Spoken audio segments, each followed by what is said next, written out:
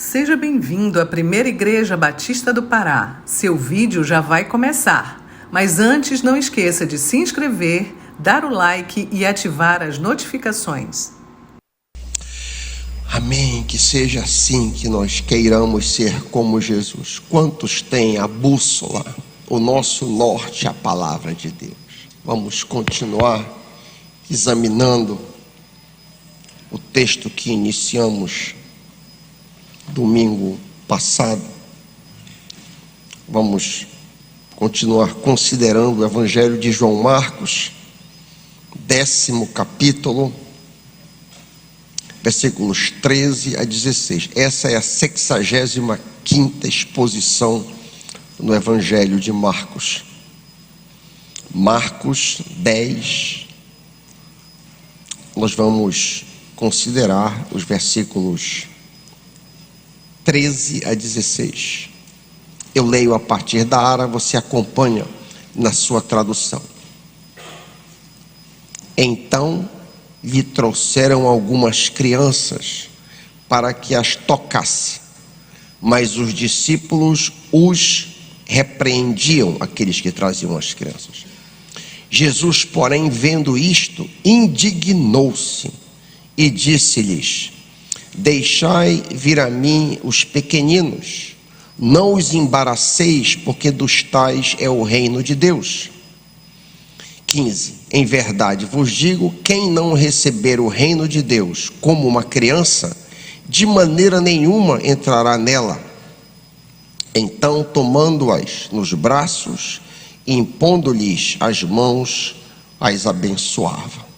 Ó Pai, tem misericórdia de mim, Pai querido, que Tu fales pelo meu intermédio, apesar de mim, e abre os nossos olhos a fim de que possamos contemplar as maravilhas ocultas na Tua santa palavra. Instrui-nos, Pai querido, ilumina as nossas mentes, expõe-nos a verdade para o louvor da Tua glória. Com corações gratos, antecipadamente oramos. Amém. Domingo passado, nós vimos que Jesus valorizou extremamente o casamento, contexto imediatamente anterior ao texto que nós lemos, e os frutos do casamento, as crianças. Em uma sociedade permissiva como a nossa, Jesus condenou o divórcio de tal maneira que seus ouvintes ficaram assustados, como pode ser visto em Mateus 19, versículo 10, parte B. Eles disseram: se é assim, se o casamento é tão sério como tu estás dizendo, é melhor ficar solteiro.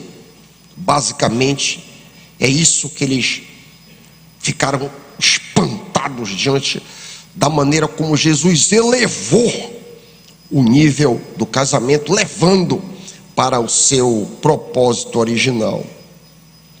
Por que Jesus fez isso? Jesus fez isso, dentre outras razões, porque o divórcio tem o potencial de provocar consequências extremamente danosas na vida dos filhos, principalmente se eles têm idade tenras. Cristo amou as crianças, as protegeu e valorizou sobremaneira. A nossa postura deve ser exatamente a mesma. Por sinal, o título que eu escolhi foi Jesus ama as crianças. Vamos dar seguimento à análise do texto que começamos a fazer semana passada. Em Marcos 10, 13, primeiro versículo, nós vimos que os discípulos estavam impedindo que as crianças fossem tocadas ou abençoadas por Jesus. Ao ver a atitude deles, ele diz, 14b, acompanha comigo: deixem que os pequeninos venham a mim, não os impeçam, porque dos tais é o reino dos céus. Deixamos pendente a seguinte pergunta domingo passado: o que Jesus está querendo dizer ao afirmar tal coisa? O que significa dizer que as crianças são para o reino de Deus. Todas as crianças que morrem vão para o céu, porque dos tais é o reino de Deus. É isso que Jesus está dizendo. Essa foi a primeira pergunta que ficou suspensa domingo passado. E eu quero fazer uma outra que tem muito a ver com isso. Seria o céu e o reino de Deus a mesma coisa?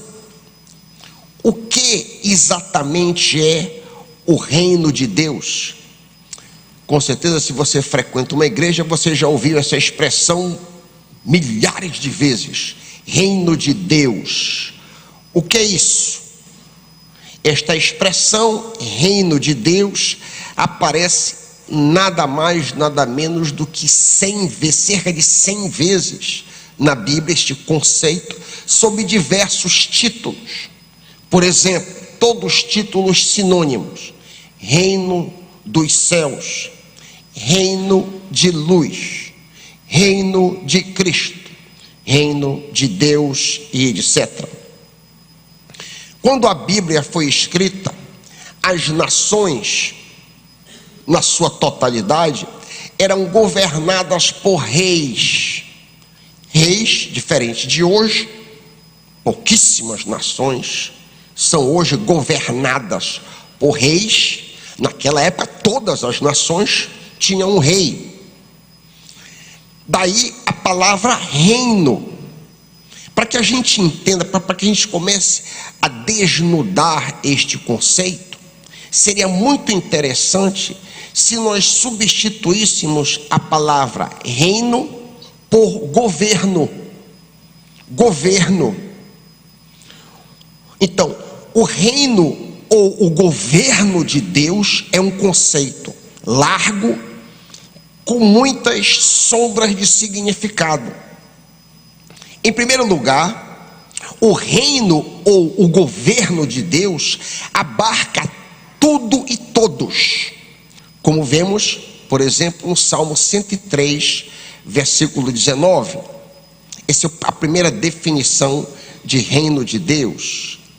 Salmo 103, 19 diz assim: nos céus o Senhor estabeleceu o seu trono, está aqui, e o seu reino domina sobre tudo. Então, reino de Deus aqui é um conceito, o governo de Deus. Deus governa tudo e todos indistintamente.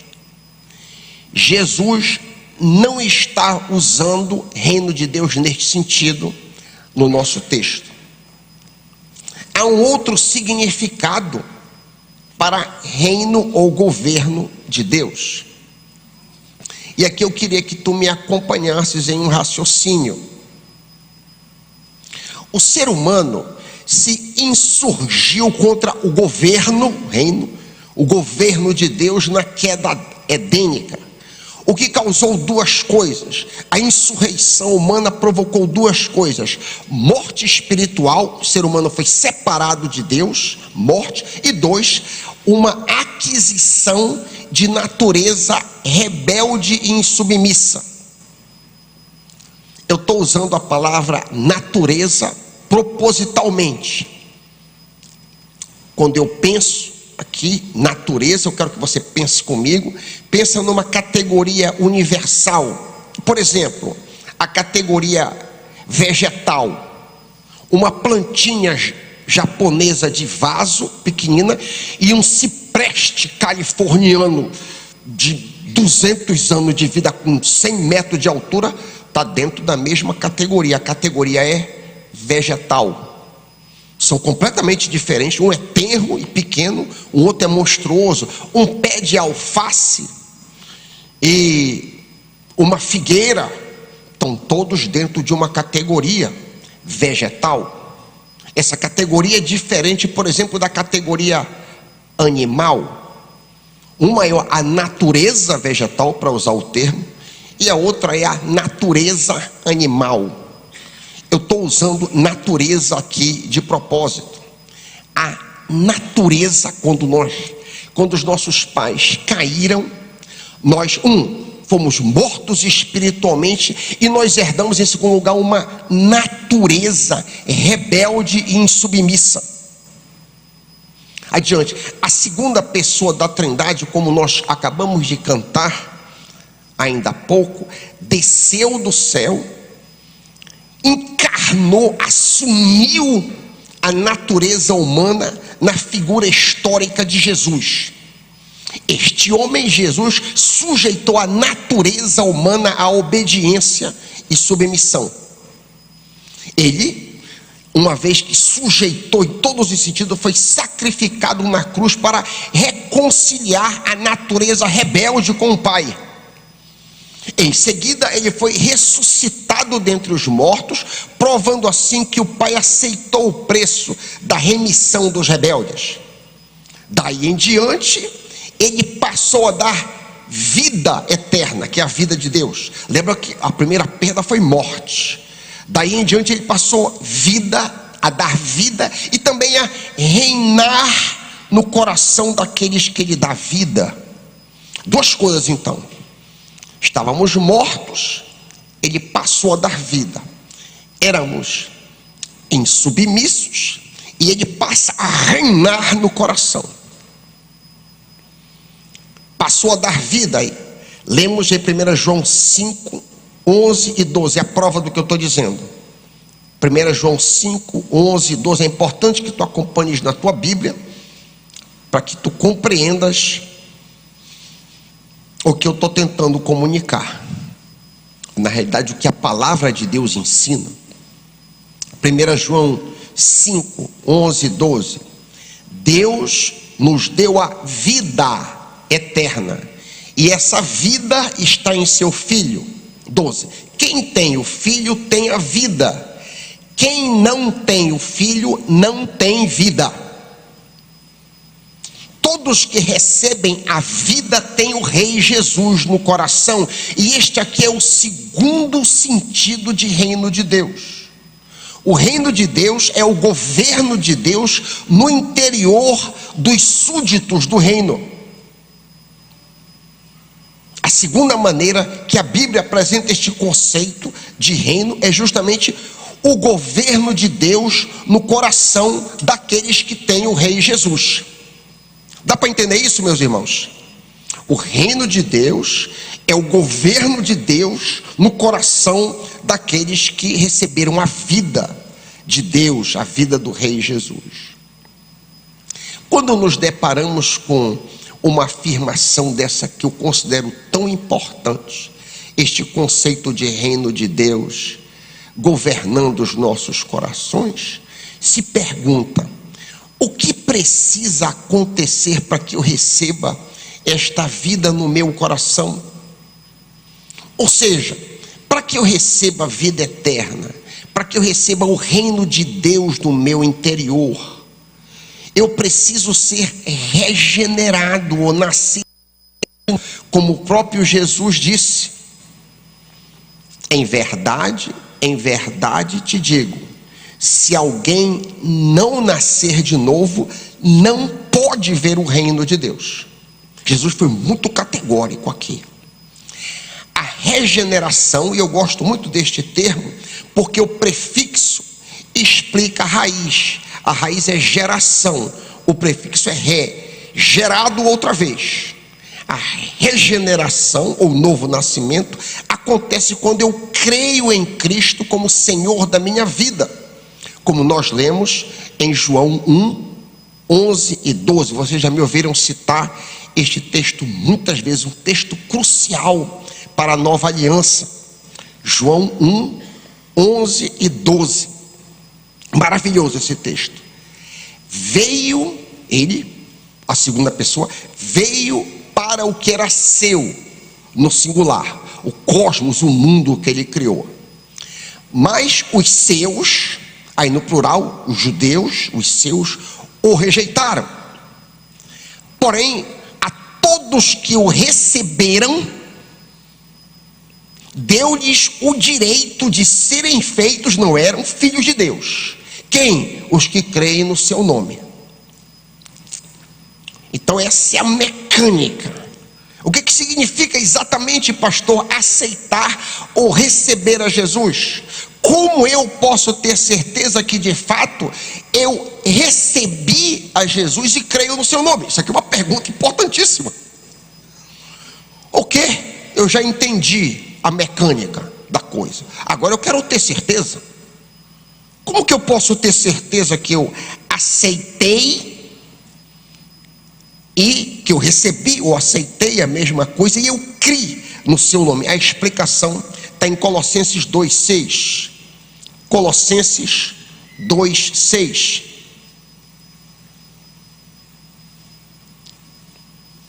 As traduções variam bastante. Eu vou ler a partir da NTLH. Já que vocês aceitaram, a NA diz: assim como vocês receberam Cristo Jesus como Senhor, vivam unidos com Ele. Então a primeira pergunta é: você aceitou Jesus como Senhor? Ou seja, Ele é o rei do teu coração? Cristo não é salvador de ninguém que não aceita como Senhor. Cristo só salva aqueles que Ele reina. Isso faz sentido pela mecânica que nós estamos tentando explicar. Cristo só salva aqueles sobre os quais Ele está reinando. A Bíblia diz isso explicitamente em Romanos 10:9. Se com tua boca confessares Jesus como Senhor, e em teu coração creres que Deus o ressuscitou dentre os mortos, serás salvo. Vemos aqui nesse texto que, além de receber a Jesus como Senhor, a necessidade de crer em sua ressurreição. Do contrário, não é possível nascer de novo. Qual é o desdobramento imediato desses dois conceitos bíblicos para a salvação? Já que estamos tratando de crianças. Nenhum neném, nenhuma criança pode aceitar receber Cristo como Senhor e muito menos crer que Ele ressuscitou dentre os mortos, pois estes conceitos necessitam de uma percepção cognitiva que nenhuma criancinha possui. Em outras palavras, é impossível um neném de 6 meses ou até mesmo uma criancinha de 2 anos entender e decidir abraçar o senhorio de Cristo e a sua ressurreição. Já eu vou continuar falando sobre a salvação das crianças. Eu quero voltar para Colossenses, porque a explicação em Colossenses não terminou. Eu vou voltar à questão: como posso ter certeza que de fato recebi a Jesus e eu creio no seu nome? Nós já vimos que a primeira coisa é tê-lo como Senhor. Volta lá para Colossenses, a gente leu o versículo 6. Já que vocês aceitaram como Senhor, vivam unidos com Ele. 7, estejam enraizados nele, construam a sua vida sobre Ele e se tornem mais fortes na fé, como foi ensinado a vocês.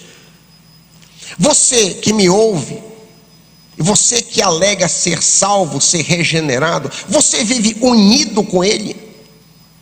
Você está enraizado, firmado nele e constrói a sua vida sobre ele? Ou você estaria enraizado no seu próprio ego e constrói a tua vida baseada na tua própria vontade? Isso é uma questão para nós examinarmos. Em outras palavras, de forma bem compacta, você vive para agradar a Cristo ou você vive para agradar a si mesmo? Essa pergunta aqui é crucial. Uma maneira completamente de dizer a mesma coisa é: você deseja ser santo? Essas duas perguntas eu penso críticas. Você deseja agradar a Jesus ou você deseja agradar a si mesmo? Você deseja ser santo? Para minha vergonha, até 28 anos, eu vivia para agradar a mim mesmo e não para agradar a Jesus. Eu não desejava ser santo. Consequentemente, eu não tinha ódio do pecado, ao contrário, eu tinha vida dupla. Eu era um iludido crente. Eu estava iludido. A prova que nós nascemos de novo, a prova cabal para nós que nós de fato fomos regenerados, não é se somos batizados, se somos membros de uma igreja, se somos voluntários, se somos, por acaso, ministro de música, professor de teologia no seminário, um diácono, um pastor ou o que quer que seja. Todas essas coisas são boas, maravilhosas. Tudo que eu disse aqui é muito bom. Nós pedimos que você seja batizado, é um comando, que você seja voluntário, é muito bom, é maravilhoso tudo que eu falei, mas isso aqui não é prova em conteste que você foi regenerado, não. Só que ministro de música, por exemplo, que é a posição que o nosso digno ministro Cláudio Gomes ocupa, maravilhoso, nós já tivemos aqui na nossa igreja um ministro de música que era também professor de homilética no seminário, era também um cantor talentoso e um músico por excelência. Porém, resolveu abandonar a esposa e filhos para casar com um homem. Isso aqui é um mero exemplo. Então você não pode nem avaliar ninguém por títulos, nem a si mesmo. Isso não serve. Eu não posso me avaliar que eu sou regenerado porque eu sou pastor. Não. O que eu estou tentando dizer é que nós não podemos confiar meramente no nosso batismo, na membresia da igreja, uma extensa folha corrida de trabalho na igreja, títulos eclesiásticos, conhecimento bíblico. E aqui então fica essa importantíssima pergunta: como eu posso saber se eu sou regenerado? E existem algumas coisas que podem trazer a certeza a seu coração. Atente: se Cristo é meu Senhor, foi o primeiro ponto que a gente viu em Colossenses 2:6. Cristo é Senhor da minha vida. Eu vivo para agradar a Cristo. Eu vivo para obedecer. Nem sempre eu consigo. Perfeito. Nem sempre eu consigo. Mas eu desejo isso. Eu desejo agradar Jesus. Eu desejo obedecer. Eu odeio o pecado. Eu desejo ser santo. Embora me sinta muitas vezes muito abaixo disso. Muitas vezes eu me sinto muito abaixo. Mas eu desejo. Isso está no meu coração. Então, eu posso ter certeza que eu nasci de novo. Eu sou regenerado. Amém, meus irmãos? É possível compreender o que eu estou dizendo, meu? Eu não devo me avaliar pelo fato de eu pertencer à igreja X, Y ou Z, mas sim pelos critérios que eu coloquei aqui. Quando a gente nasce de novo, a inclinação do nosso coração muda. Alguma coisa profundamente acontece. De repente, o meu prazer está em outro local. De repente, eu tenho uma sede pelas coisas de Deus que eu não tinha antes. Alguma coisa mudou profundamente no meu coração. E eu tenho certeza que muitos, talvez a maioria dos que estão aqui, já experimentaram este sentimento. Voltando à questão da salvação das crianças, do reino de Deus e dos pequeninos, as crianças e adultos deficientes, eu não sabia como colocar isso aqui, Porque agora você não pode mais usar certos termos, né? Você não pode mais dizer que é um adulto que tem dificuldade mental, porque é politicamente incorreto. Mas existem adultos, e a maioria de nós já viu, que não sabem discernir a mão direita da mão esquerda. Existe a pessoa que é completamente louca. Por exemplo, em Capanema, havia uma família que criava um filho, um rapaz já de 15 anos, por não ter outra situação, dentro de uma jaula. Porque o menino agredia. Então era uma luta ali. Ou seja, todas as crianças e todos os adultos incapacitados estão na mesma categoria. O que acontece com eles?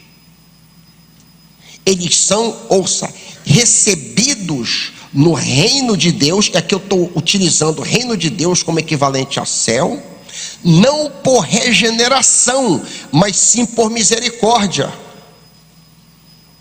É muito bom que a gente trate deste assunto, porque há muita confusão no meio dos crentes com respeito a esta questão. Ué, pastor Raik, se nem o adulto grande é regenerado, nem a criança, o senhor tem alguma evidência bíblica para apresentar que, por exemplo, uma criança é aceita? O senhor tem alguma evidência na escritura? Porque não adianta eu falar se eu não tiver evidência bíblica, amém? Pois muito bem. Vocês lembram do que aconteceu, o fruto do adultério entre Davi e Betseba? Vocês lembram o que aconteceu com a criancinha?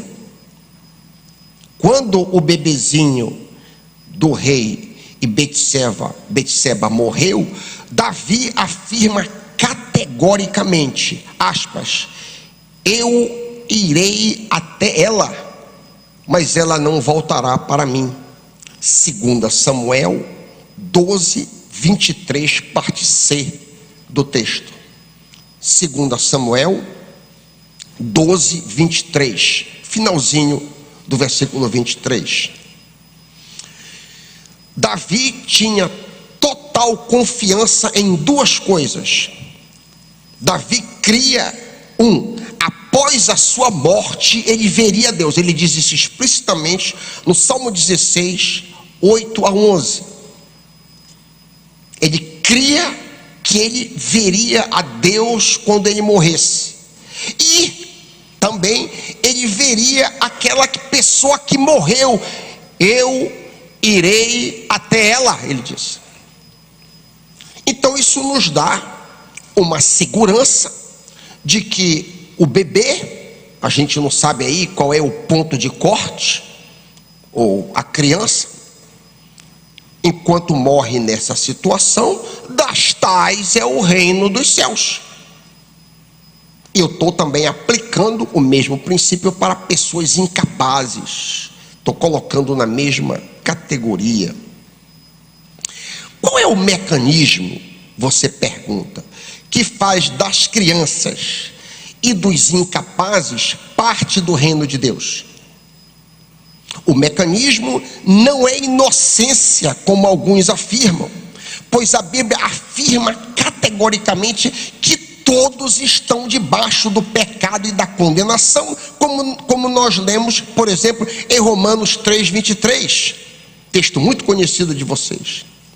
A palavra lá é todos, não alguns. Todos pecaram e destituídos estão da glória de Deus. Pastor Raik, de que forma um bebê ou um adulto incapaz tem pecado, você pergunta? Alô, pastor Raik, de que maneira um bebê ou uma pessoa que não tem condição de discernir entre o certo e o errado tem pecado? A questão aqui não é de volição, mas de natureza. A questão aqui é de natureza. Todos os filhos de Adão herdam uma natureza caída, contaminada. a gente viu domingo passado várias evidências negativas nas crianças dessa natureza caída. Lembram os que estavam aqui? Birras, frenesi, tolices, obstinação e etc. Tenho convivido muito com isso nos últimos 2 anos e pouquinho. Então não é uma questão volitiva, não é o que a pessoa faz ou deixa de fazer, é uma questão de natureza. Está contaminada a natureza. Percebem, meus irmãos, o que eu estou dizendo aqui? É muito provável, vocês como crentes já leram Efésios 2:3 inúmeras vezes, mas nunca perceberam, talvez, um detalhe curioso. Olha comigo Efésios 2:3 para validar o que eu estou dizendo. Efésios capítulo 2, versículo 3, a parte B. Eu vou ler na Ara. Éramos, agora, por natureza, filhos da ira, como também os demais, como os gentios. Éramos judeus, nós judeus, éramos por natureza filhos da ira, como também os demais, como os que não são judeus. A NVI, eu não sei se você tem a NVI aí no seu colo, coloca ainda mais explícito. Olha o que diz a NVI, o mesmo texto, Efésios 2:3, parte B. Como os outros, os gentis, éramos nós, judeus, por natureza merecedores da ira. Então não tem nada a ver com o que eu faço, é uma questão de natureza. Todos que farão parte do reino de Deus têm a sua entrada paga pelos méritos de Cristo, e não por ser inocente, por praticar boas obras, por ser penitente, nada disso. A única maneira de ter acesso direto a Deus, de estar nos céus, são os méritos de Cristo. Os que vieram antes de Cristo, imagina aqui comigo a cruz, mais ou menos 2000 anos atrás. Os que vieram antes de Cristo olhavam para o Messias. Nós, que estamos depois de Cristo, olhamos para o Messias que já veio. Eles olhavam para o Messias que viria, nós olhamos para o Messias que já veio. O método é exatamente o mesmo, não há nenhuma diferença. A conta deles que vieram antes de Cristo e a nossa é paga pela imputação dos créditos de Cristo. Quanto aos nenéns e aos incapazes, Deus imputa os méritos de Cristo como um ato de misericórdia. Está claro isso, meus irmãos? Deus imputa o trabalho que Cristo fez na cruz do Calvário como um ato de misericórdia sobre ele. É uma pena que a gente não tem. Eu queria nesta manhã ter 1 hora para mostrar coisas maravilhosas sobre o fato, por exemplo, um exemplo que está fora do script. Você já parou para pensar que em Apocalipse diz lá que toda língua, todo povo, toda nação, toda clã, vai haver representantes no céu de todo tipo de gente? Mas como se existe tribo indígena que não sabe, nunca ouviu falar de Cristo, não tem nada? Como assim? Peraí, mesmo hoje na China e durante milhares de anos, tribo de todo tipo morreu e viveu, e nunca, Jesus não tinha nem vindo, não sabia que era Moisés, lei, Bíblia, nem nada. Todos os nenéns que morreram naquelas tribos, todos os infantes dessas nações, toda língua que já existiu vai confessar que Jesus Cristo é Senhor, será parte do reino dos céus. Como? Pela imputação do trabalho que Cristo fez. O céu vai estar povoado de pessoas de todos os cantos da terra, pela misericórdia do Senhor, imputando os méritos obtidos. Mas pastor, só tem essa maneira, porque não há salvação em nenhum outro, pois debaixo do céu nenhum outro nome é dado, pelo qual importa sermos salvos. É a Bíblia que diz isso. Atos 4:12. Não há outro caminho. A Bíblia diz, Atos 4:12. Porque debaixo, eles não tinham o linguajar que nós temos. Eles não tinham a categoria, por exemplo, o universo. Debaixo do céu, é até onde eles iam. Então, não há outro caminho. O caminho é o pagamento que Cristo fez diante do Pai. É isso que dá acesso ao reino de Deus. Avançando no fluxo do texto. No domingo passado nós deixamos suspensa uma outra pergunta, que está no versículo 15, volta comigo para o 15, Marcos 10:15. O que significa esta afirmação de Jesus? Quem não receber o reino de Deus como uma criança, de maneira nenhuma entrará nela. O que Jesus está querendo dizer? Jesus está querendo dizer aqui que as atitudes positivas das crianças tornam qualquer adulto excelente candidato para entrar no reino dos céus. E quais são as atitudes positivas? Vimos também domingo passado. As atitudes a título de recapitulação são humildade, dependência e confiança. As crianças são naturalmente humildes e despretensiosas. Deus quer que sejamos humildes e despretensiosos. 2. As crianças são naturalmente dependentes dos pais. Deus quer que nós dependamos dele. 3. As crianças confiam cegamente nos pais, têm fé nos pais. Deus quer que nós confiemos nele. Estas 3 características estão entrelaçadas. Vamos tentar, de alguma maneira, enlaçá-las, começando com a humildade, solo de onde brotam todas as virtudes. Nós vemos que foi o humilde publicano, ignorante, mas humilde publicano, que entrou no reino dos céus, e não o culto fariseu que conhecia a Bíblia. Não é à toa que a primeira bem-aventurança, como lemos em Mateus 5,13, é: felizes os humildes de espírito, porque deles é o reino dos céus, ou o reino de Deus. O homem humilde não pretende ser melhor do que os outros.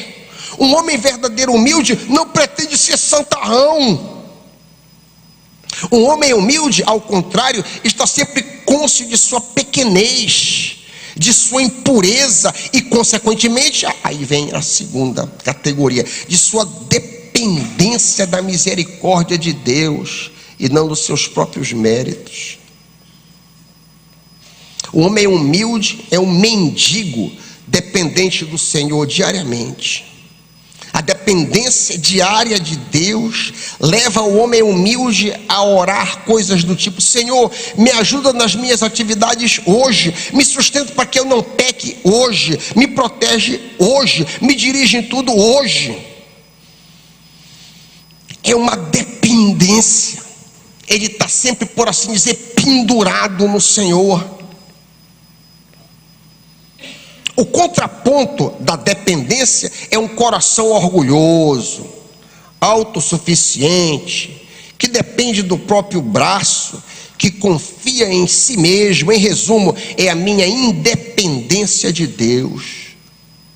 O nosso Criador nos fez para sermos dependentes dele. O espírito de independência é satânico. O orgulho foi a raiz da queda de Lúcifer.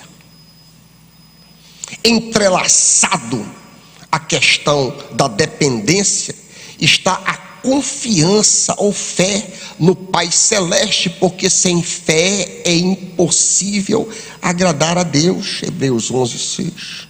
Alguém pode ser membro da igreja, pastor como eu, dizimista, missionário, obreiro, voluntário, diácono, o que quer que seja, mas tal pessoa nunca agradará ao Pai se não confiar nele. Confiança gera o agrado do Pai. Pastor Raik, me dê aí uns 2 exemplos do que é exatamente confiança, para que eu entenda. Olha, por exemplo, aí a postura de Jó: ainda que ele me mate, esperarei nele. Belíssimo, né? Ainda que ele me mate, esperarei nele. Isso é confiança em Deus. A postura de Davi, belíssima também: o Senhor é a porção da minha herança e meu cálice, tu és o arrimo da minha sorte. A NVI diz a mesma coisa: tu és a garantia do meu futuro. És tu que garante o meu futuro. Não é a minha conta bancária, não é o meu plano de saúde, não são os meus parentes. És tu que garante o meu futuro. Essa é a postura de um homem que confia em Deus. A confiança dele está no Senhor. O que significa então a afirmação? Voltando: quem não receber o reino de Deus como uma criança, de maneira nenhuma entrará nele. Significa que quem é orgulhoso, independente de Deus, e não confia nele, de maneira nenhuma entrará no reino de Deus. É simples assim. Último versículo, versículo 16, lemos: então, tomando as crianças nos braços e impondo-lhes as mãos, as abençoava. Veja rapidamente a diferença entre os adultos que vêm até Jesus e as crianças que vêm até ele. Os adultos que buscam a Jesus, ele batizava através dos seus discípulos, como nós lemos em João 4, 1 e 2. Por outro lado, as crianças que buscam a ele, ele as abençoa, como nós acabamos de ler. Não existe batismo de crianças na Bíblia. Você pode procurar você mesmo. Não existe batismo de infantes nas Escrituras. Todas as pessoas que são batizadas na Bíblia são adultos, sem qualquer exceção explícita. Deus deixou uma ordem para a igreja que está registrada em Marcos 16, 15 a 16. Vão por todo o mundo, preguem o evangelho a toda criatura. Quem crer e for batizado será salvo. Quem não crer será condenado. Nota aqui a sequência. Olha aqui a sequência: quem crer e então for batizado. Nenhum neném tem a capacidade de crer, consequentemente não pode ser batizado. É simples assim. É óbvio que nenhuma criancinha pode se arrepender e depositar confiança nos méritos de Cristo para então ser batizada. O batismo é um testemunho público de nossa conversão a Cristo. Com relação à bênção, finalizando, nós não sabemos que tipo de bênção Deus, através de Jesus, deu àqueles pequeninos. O texto diz: impondo-lhes as mãos. Jesus, impondo as mãos, as abençoava. O Talmud, compêndio da lei oral dos judeus, admoestava que as crianças, abre aspas, fossem conhecedoras da lei, fiéis no casamento e ricas em boas obras, fecha aspas. Hoje, na era da graça, da nova aliança, devemos abençoar nossos filhos, pedindo que eles sejam regenerados tão cedo quanto possível e vivam santamente para a honra, glória e louvor de Cristo Jesus, o Senhor. É isso que eu peço, é isso que eu e a minha esposa pedimos: que os nossos filhos sejam regenerados tão cedo quanto possível e vivam vidas santas, vivam vidas dignas para a honra, glória e louvor de Cristo Jesus, o Senhor. Amém.